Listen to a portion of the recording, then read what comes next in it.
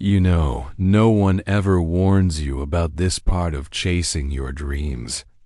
The part where you wake up one day and realize you don't even recognize the person you became. I thought ambition would save me. I thought success would fix everything. But chasing my dream too hard didn't make me stronger. It broke me in ways I didn't expect. Let me tell you what really happened. I grew up believing one single idea: if you want something badly enough, sacrifice everything. And I did. I sacrificed sleep. I sacrificed friendships. I sacrificed love. And at some point, I sacrificed myself. My dream wasn't just a goal anymore. It became a monster I kept feeding with pieces of my life. It started beautifully. You know that feeling when a dream finally feels real?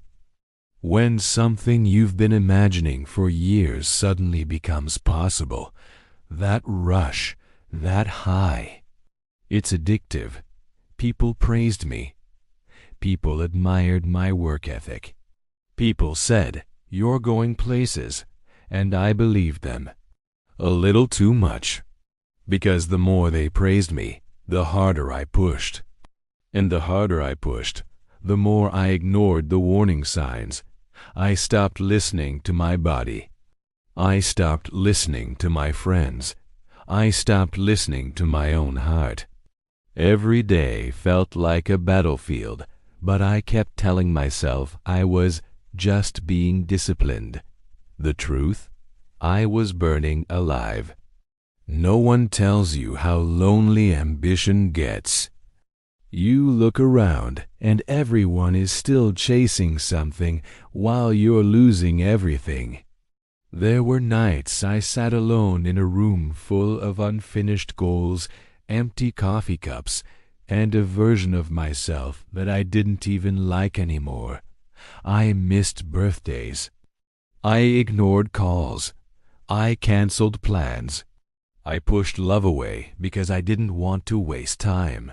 I was surrounded by opportunities, yet disconnected from actual life.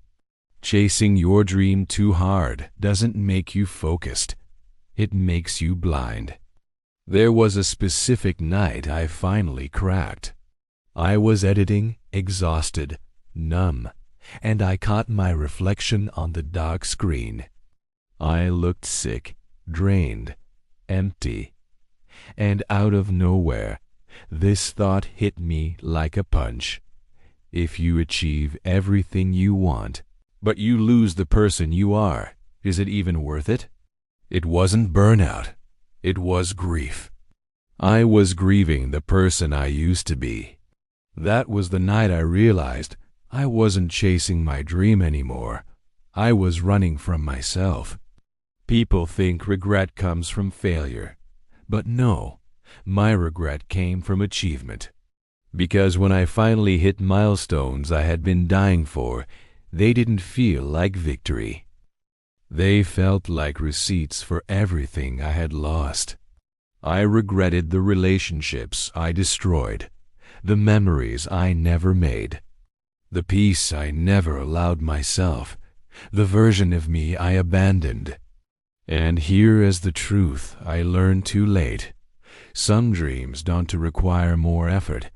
They require more balance. But when you're in the middle of the chase, balance feels like weakness. Until you break. I used to think rest was the enemy. Now I know rest is the ally.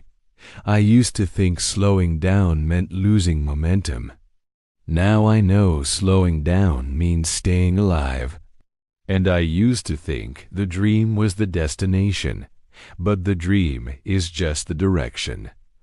You are the destination, your mental health, your relationships, your soul. Those things matter more than any trophy a dream can give you.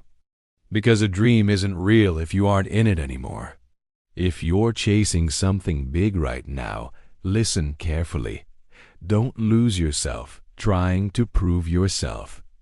Don't let ambition turn you into a stranger in your own life. And don't sacrifice the people who love you for achievements that want to love you back.